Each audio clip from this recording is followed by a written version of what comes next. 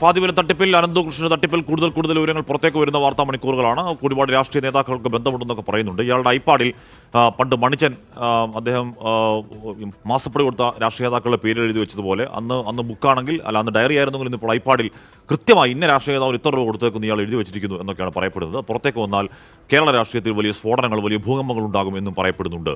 സജോ ദേവസ്വം കണ്ണൂരിൽ. സജോ, 2800 ആയിരിക്കുന്നു പരാതി, 200 ആയാൽ 3000 ആകും. ഇന്ന് തന്നെ അത് പ്രതീക്ഷിക്കണോ? കണ്ണൂരിൽ എന്തുകൊണ്ടാണ് ഇത്രയധികം പരാതി പെരുമഴ? സജോ. ഹാഷ്മി, കണ്ണൂരിൽ ഇങ്ങനെ പണം നഷ്ടമായവരുടെ അല്ലെങ്കിൽ തട്ടിപ്പിനിരയായവരുടെ ബാഹുല്യം എന്നത് യഥാർത്ഥത്തിൽ അമ്പരപ്പിക്കുന്നതാണ്. കണ്ണൂർ കേന്ദ്രീകരിച്ച് വളരെ ശക്തമായ പ്രാദേശിക നെറ്റ്വർക്ക് രൂപീകരിക്കാൻ അനന്തകൃഷ്ണന് കഴിഞ്ഞു. NGOs കോൺഫെഡറേഷന്റെ ഭാഗമായി 6ഓളം സീഡ് സൊസൈറ്റികൾ വിവിധ ഇടങ്ങൾ കേന്ദ്രീകരിച്ച് സ്ഥാപിക്കാൻ കഴിഞ്ഞു എന്ന് മാത്രമല്ല, ആദ്യഘട്ടത്തിൽ ജനപ്രതിനിധികൾ അവർ അറിഞ്ഞാണോ അറിയാതെയാണോ എന്ന കാര്യത്തിൽ വ്യക്തതയില്ല. അതൊക്കെ പിന്നീട് പുറത്തു വരേണ്ട കാര്യമാണ്. ജനപ്രതിനിധികളടക്കം കാര്യമായ പിന്തുണ തുടക്കഘട്ടം മുതൽ കിട്ടി. അല്ലെങ്കിൽ ഈ പ്രചാരണത്തിന് സാമൂഹിക അംഗീകാരമുള്ളവരുടെ പിന്തുണ, വിവിധ പ്രാദേശിക സന്നദ്ധ സംഘടനകളുടെ പിന്തുണ, ജനപ്രതിനിധികളുടെ പിന്തുണയൊക്കെ കിട്ടി പ്രചാരണ ഘട്ടത്തിന് എന്നതാണ്. അങ്ങനെ ആളുകൾ കൂടുതലായി ഇതിലേക്ക് ആകർഷിക്കപ്പെട്ടു എന്നതൊരു ശ്രദ്ധേയമായ കാര്യമാണ്. മയിൽ സ്റ്റേഷൻ പരിധിയിൽ മാത്രം എടുത്തു പരിശോധിച്ചു കണ്ണൂർ ജില്ലയിൽ ഏറ്റവും അധികം പരാതികൾ ഇതുവരെ വന്നത് കണ്ണൂർ റൂറലിലെ മയിൽ പോലീസ് സ്റ്റേഷൻ പരിധിയിലാണ്. 644 പരാതി അവിടെ മാത്രമുണ്ട്. കണ്ണൂർ ടൗൺ സ്റ്റേഷനിൽ 487 പരാതി, ശ്രീകണ്ഠാപുരത്ത് 220 പരാതി. എല്ലാ പരാതികളും അതിന്മേൽ പ്രത്യേകം FIR എന്നത് അപ്രായോഗികമാണ്. കാരണം ഇപ്പോൾ തന്നെ 2800 കൂടുതൽ പരാതികൾ അങ്ങനെ വിവിധയിടങ്ങളിൽ ലഭ്യമാകുന്നു. ആദ്യഘട്ടത്തിൽ റീഫണ്ട് സാധ്യമാകുമെന്നൊക്കെ പ്രതീക്ഷിച്ച് പരാതി നൽകാതിരുന്നവരുണ്ട്. പക്ഷേ പിന്നീട് അവരെല്ലാം പരാതിയുമായി രംഗത്തേക്ക് വരുന്നു. പലരുടെയും അവസ്ഥ കഷ്ടമാണ്. കാരണം വനിതകൾക്ക് വേണ്ടിയാണ് ഈ പദ്ധതി എന്നതായിരുന്നല്ലോ പ്രചാരണം. അവരാണ് അപേക്ഷ നൽകിയതും പണം കൈമാറിയതും. 60,000 രൂപ വീതമാണ് എല്ലാവരും കൊടുത്തത്. അതുതന്നെ കണ്ണൂർ ജില്ലയിൽ മാത്രം ഇതുവരെയുള്ള കണക്കുകൾ പരിശോധിച്ചാൽ 17 കോടിയോട് അടുക്കുന്നു എന്ന് കാണേണ്ടി വരും.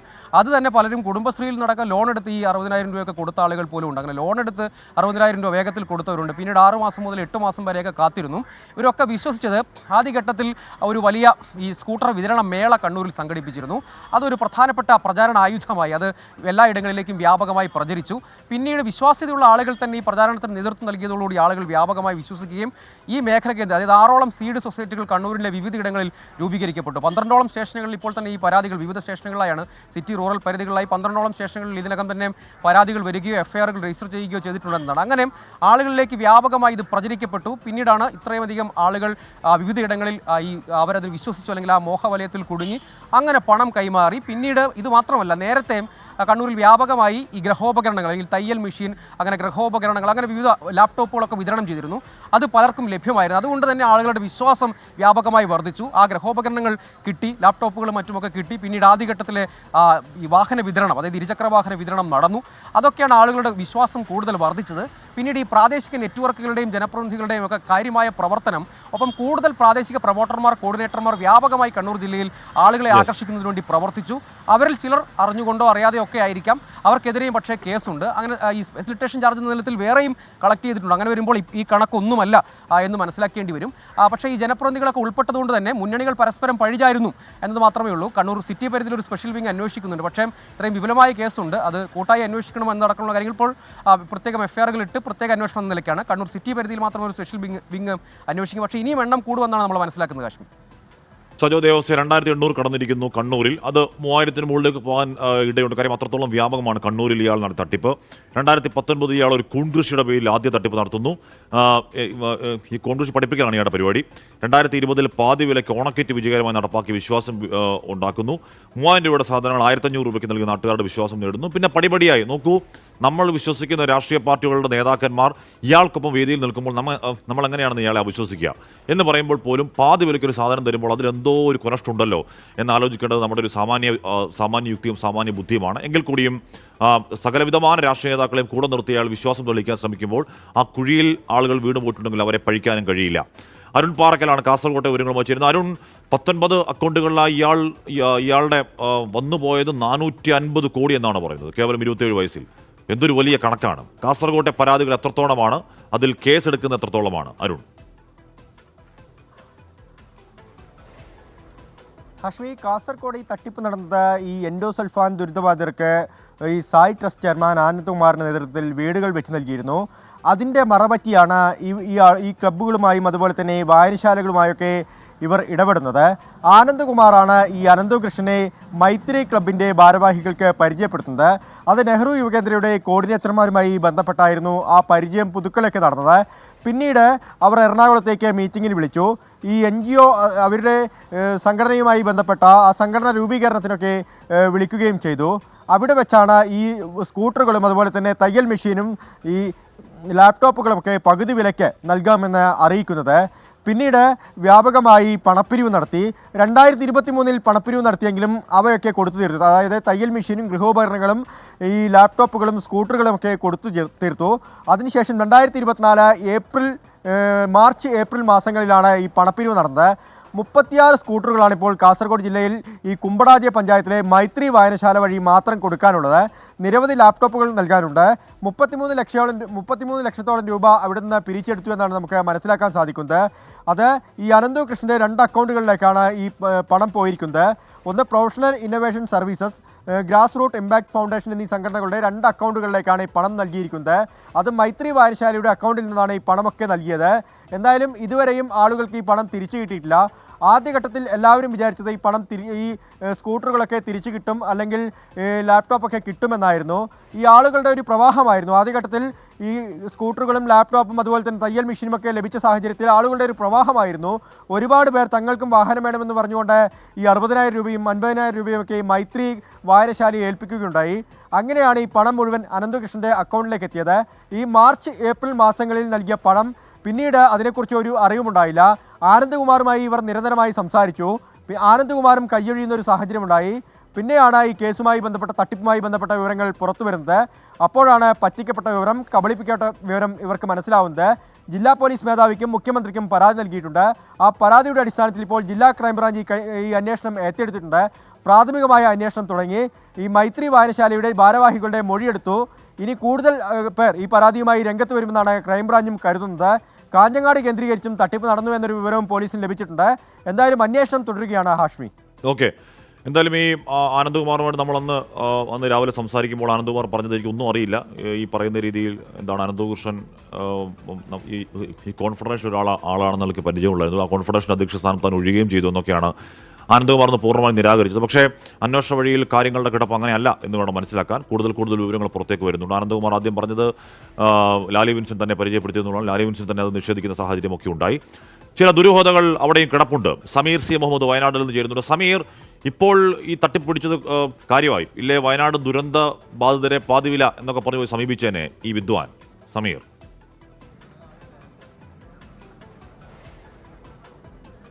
ഈ വലിയ രീതിയിലുള്ള തട്ടിപ്പ് തന്നെയാണ് വയനാട് ജില്ലയിലും ഉണ്ടായിരിക്കുന്നത്. ഏകദേശം 2000-ഓളം പേർ ഈ തട്ടിപ്പിന് ഇരയായി എന്നാണ് പ്രാഥമികമായിട്ടുള്ള കണക്ക്. 20 കോടിയോളം രൂപ ജില്ലയിൽ നിന്ന് ഈ തട്ടിപ്പുകാർ സമാഹരിച്ചു എന്നാണ് വ്യക്തമാവുന്നത്.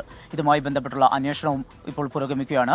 വലിയ രീതിയിലുള്ള പരാതികളാണ് ഓരോ ദിവസം വന്നുകൊണ്ടിരിക്കുന്നത്. ഇന്നലെ മാത്രം ബത്തേരി സ്റ്റേഷനിൽ 21 പരാതികൾ ലഭിച്ചു. ഇതോടെ ബത്തേരി സ്റ്റേഷനിൽ മാത്രം 181 പരാതികളാണ് ലഭിച്ചത്.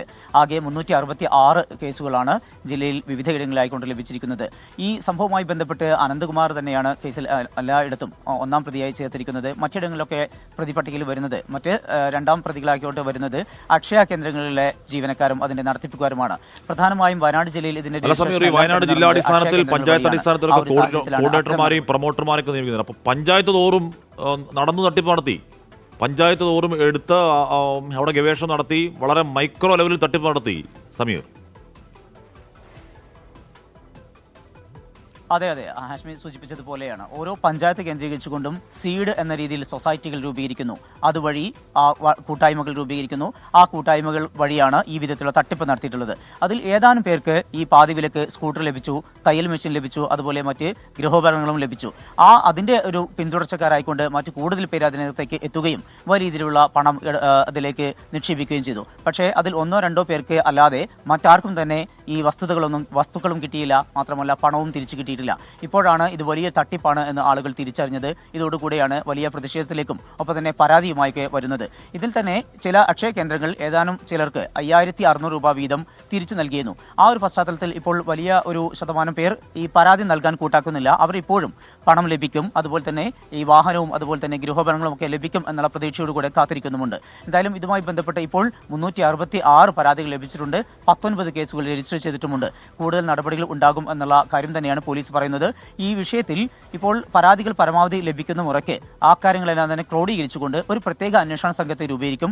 അവർക്കായിരിക്കും ഇതിന്റെ അന്വേഷണ ചുമതല എന്ന കാര്യമാണ് ജില്ലാ പോലീസ് മേധാവി പറയുന്നത്. ഇതിൽ ഏറ്റവും പ്രധാനപ്പെട്ട ഒരു കാര്യം കൂടിയുള്ളത്, മുണ്ടക്കൈ ചുരൽമല ദുരന്ത ബാധിതരെ കൂടി ഇതിനകത്തേക്ക് ഉൾപ്പെടുത്തി അവരെ കൂടി ചൂഷണം ചെയ്തുകൊണ്ടാണ് ഈ തട്ടിപ്പ് നടന്നിട്ടുള്ളത് എന്നാണ്. മലയോര മേഖലയാണ്, വലിയ രീതിയിലുള്ള പ്രളയം ഉൾപ്പെടെ ദുരന്തം ഉൾപ്പെടെ ഉണ്ടായ ഭാഗമാണ്. ആ ഭാഗങ്ങളിലേക്കൊക്കെ ചെന്നെത്തുക എന്നുള്ളത് 4 വീലർ ഒരിക്കലും അങ്ങോട്ട് എത്താൻ കഴിയുന്നില്ല. അവർ മാറി താമസിക്കുന്ന പാടികളിലും അതുപോലെ തന്നെ അവർ താമസിക്കുന്ന വാടക വീടുകളിലുമൊക്കെ അവർക്ക് ചെന്നെത്തുക എന്നുള്ളത് വലിയ ബുദ്ധിമുട്ടാണ്. ജോലിക്ക് പോകുക എന്നുള്ളതൊക്കെ വലിയ ബുദ്ധിമുട്ടാണ്. ആ ഒരു സാഹചര്യത്തിൽ ഇങ്ങനെ പാതി വിലയ്ക്ക് സ്കൂട്ടർ ലഭിക്കുകയാണ് എങ്കിൽ അത് വലിയ അനുഗ്രഹമാകും, വലിയ ആശ്വാസമാകും എന്ന ആ ഒരു ചിന്താഗതിയുണ്ട്. അത് മനസ്സിലാക്കിക്കൊണ്ട് തന്നെ ആ മേഖല കേന്ദ്രീകരിച്ചുകൊണ്ട് അത്തരം ആളുകളെ കൂടി ഈ തട്ടിപ്പിന് ഇരയാക്കിയിട്ടുണ്ട് എന്നുള്ളതാണ് ഏറ്റവും ഖേദകരമായ ഒരു കാര്യം. എന്തായാലും പണം ലഭിക്കും എന്നുള്ള പ്രതീക്ഷയോടുകൂടെ ഒരു വിഭാഗവും പണം ഒട്ടും ലഭിക്കില്ല എന്നുള്ള ആ ഒരു ഉറച്ച വിശ്വാസത്തോടുകൂടെ പരാതിയുമായി മറ്റൊരു വിഭാഗവും മുന്നോട്ട് പോകുന്നു. ഇതിൽ യുവജന സംഘടനകളുടെ ഭാഗത്തു നിന്നുൾപ്പെടെ വലിയ പ്രതിഷേധം ഉണ്ടാകുന്നുണ്ട്. അക്ഷയ കേന്ദ്രങ്ങളിലേക്ക് തട്ടിപ്പിന് ഇരയായവരും അതുപോലെ തന്നെ യുവജന സംഘടനകളും കഴിഞ്ഞ ദിവസങ്ങളിൽ പ്രതിഷേധ മാർച്ച് നടത്തിയിരുന്നു. എന്തായാലും വലിയൊരു തട്ടിപ്പ് തന്നെയാണ് വയനാട് ജില്ലയിലും ഉണ്ടായിട്ടുള്ളത്. ഹാഷ്മി, സമീർ ബിൻ കരീം കൂടി ചേരുന്നത്. സമീർ, നജീബ് കാന്തപുരം പീസറിൻ വാക്പോര് കൂടി നമ്മൾ ഈ പശ്ചാത്തലത്തിൽ നമ്മൾ കാണുന്നുണ്ട്. ഇന്നലെ ഈ കോൺഫറൻഷൻ പണം തിരിച്ചു നൽകിയില്ലെങ്കിൽ സ്വന്തം നിലയ്ക്ക് പണം നൽകും എന്നൊക്കെ നജീബ് കാന്തപുരത്തിന്റെ വാർത്താ സമ്മേളനത്തിലെ വാക്കുകൾ നമ്മൾ കേട്ടു. വാക്പോര് ഇന്നും തുടരില്ലേ അവിടെ സമീർ? ഹാഷ്മി, തീർച്ചയായും അങ്ങനെ തന്നെയാണ്. പി സരീനാണ് നജീബ് കാന്തപുരത്തിനെതിരെ ഈ പാതി വില തട്ടിപ്പുമായി ബന്ധപ്പെട്ട് തട്ടിപ്പ് നടത്തി എന്നുള്ള ആരോപണം ഉന്നയിക്കുന്നത്. അതിന് പിന്നാലെ ഈ പെരിന്തൽമണ്ണ സ്വദേശിനിയായിരിക്കുന്ന അനുപമ പോലീസിൽ പരാതി നൽകി. ഈ പരാതിയുടെ അടിസ്ഥാനത്തിലാണ് പെരിന്തൽമണ്ണ MLA നജീബ് കാന്തപുരത്തിനെതിരെ പെരിന്തൽമണ്ണ പോലീസ് കേസെടുക്കുന്ന ഒരു സാഹചര്യം ഉണ്ടായത്. അതായത് 21,000 രൂപ ലാപ്ടോപ്പ് പാതി വിലക്ക് നൽകാമെന്ന് പറഞ്ഞുകൊണ്ട് വാങ്ങി, എന്നാൽ ലാപ്ടോപ്പ് നൽകിയില്ല എന്നുള്ളതായിരുന്നു ഈ പരാതി. ഇതുമായി ബന്ധപ്പെട്ട് MLA വിശദീകരിക്കുന്നത് ഈ അനന്തകൃഷ്ണനുമായി ബന്ധപ്പെട്ടുള്ള തട്ടിപ്പിൽ താനും ഇരയാക്കപ്പെടുകയാണ് ഉണ്ടായത് എന്നുള്ളതാണ്. കഴിഞ്ഞ ഒരുപാട് ദിവസങ്ങളിലായി പല ഉപകരണങ്ങളും ഉൽപ്പന്നങ്ങളും എല്ലാം തന്നെ ഈ പെരിന്തൽമണ്ണ വിതരണം ചെയ്യുകയും ചെയ്തു. 1,83 ലക്ഷത്തോളം രൂപയുടെ ഉൽപ്പന്നങ്ങളാണ് ഇനി വിതരണം ചെയ്യാനുള്ളത് എന്നുള്ളതാണ് നജീബ് കാന്തപുരം വ്യക്തമാക്കുന്നത്. എന്നാൽ ഇതിന് പിന്നാലെ ഇത് രാഷ്ട്രീയ പ്രേരിതമാണ് കേസ് എന്നുള്ളതാണ് നജീബ് കാന്തപുരം പറയുന്നത്. ഇതിന് കാരണമായി അദ്ദേഹം ചൂണ്ടിക്കാണിക്കുന്നത് 2023 NGO കോൺഫെഡറേഷന്റെ ഓഫീസ് ഉദ്ഘാടനം ചെയ്തത് മന്ത്രി വി ശിവൻകുട്ടിയാണ്. അന്ന് ശിവൻകുട്ടി പറഞ്ഞിട്ടുള്ളത് ഈ NGO അല്ലെങ്കിൽ അനന്തുവിനെ വിശ്വസിക്കാമെന്നും അതുകൊണ്ട് സർക്കാരിന്റെയും തന്റെയും പിന്തുണ പൂർണ്ണമായും ഈ NGOക്ക് ഉണ്ട് എന്നുള്ളതുമായിരുന്നു അന്ന് വി ശിവൻകുട്ടി പറഞ്ഞത്. അങ്ങനെ ശിവൻകുട്ടിയുടെ വാക്കുകൾ വിശ്വസിച്ച് മാത്രമാണ് താൻ ഈ NGOയുമായി താൻ നേതൃത്വം നൽകുന്ന ഈ ട്രസ്റ്റ് NGOയുമായി സഹകരിച്ചത്. അതുമായി ബന്ധപ്പെട്ടാണ് താൻ പണം നൽകിയത്. അങ്ങനെയെങ്കിൽ ശിവൻകുട്ടിയും പ്രതിയല്ലേ എന്നുള്ളതാണ് ഈ നജീബ് കാന്തപുരം ചോദിക്കുന്നത്. ഇതുമായി ബന്ധപ്പെട്ട് അദ്ദേഹം പറയുന്നത് നജീബ് കാന്തപുരം ഉൾപ്പെടെയുള്ള എല്ലാവരും തന്നെ ഇതുമായി ബന്ധപ്പെട്ട ഇരകളാണ്. ഇതിന് നേതൃത്വം നൽകുന്ന അനന്തകൃഷ്ണൻ ഉൾപ്പെടെയുള്ള അതുമായി ബന്ധപ്പെട്ട് പ്രവർത്തിക്കുന്നവരാണ് പ്രതികൾ. അതുകൊണ്ട് തന്നെ അവരെ പിടികൂടി അവർ ഈ നിക്ഷേപം അല്ലെങ്കിൽ പണം എവിടെയാണ് നിക്ഷേപിച്ചത് ആ പണം തിരികെ പോലീസ് കണ്ടെത്തി അത് ഈ വാങ്ങിയ ആളുകൾക്ക് തിരിച്ചെത്തിക്കണം എന്നുള്ളതാണ് നജീബ് കാന്തപുരം വ്യക്തമാക്കുന്നത്. അതോടൊപ്പം തന്നെ അദ്ദേഹം മുദ്ര ചാരിറ്റബിൾ ട്രസ്റ്റിന്റെ പേരിലാണ് ഈ പണം വാങ്ങിയിട്ടുള്ളത്. അതുകൊണ്ട് തന്നെ ഈ അനന്തകൃഷ്ണൻ നിന്നും ഈ പണം തിരിച്ചു പിടിക്കാൻ ശ്രമിക്കും. അതല്ലെങ്കിൽ പാർട്ടി തലത്തിലോ അല്ലാതെയോ ഈ പണം താൻ തിരിച്ചു നൽകുമെന്നുള്ള ഉറപ്പാണ് MLA നൽകുന്നത്. ഏത് വിധേനയും പണം തിരികെ നൽകും എന്ന് തന്നെയാണ് നജീബ് കാന്തപുരം വ്യക്തമാക്കുന്നത്. ഇതുമായി ബന്ധപ്പെട്ട് പി സരീൻ പറയുന്നത് ഈ ട്രസ്റ്റ് വിശ്വാസയോഗ്യമല്ല, ഇതിന്റെ ബാങ്ക് ഇടപാടുകളിൽ സംശയമുണ്ട്, മറ്റുള്ള കാര്യങ്ങളൊക്കെ തന്നെയാണ് ഈ പി സരീനും പറയുന്നത്. അതുകൊണ്ട് തന്നെ ഇത് CPM വലിയ ആയുധമാക്കി മാറ്റുകയാണ്. അശ്മി, സമീർ ബിൻ കരീമാണ് ആ വാർത്തയുടെ വിവരങ്ങൾ നൽകിയത്.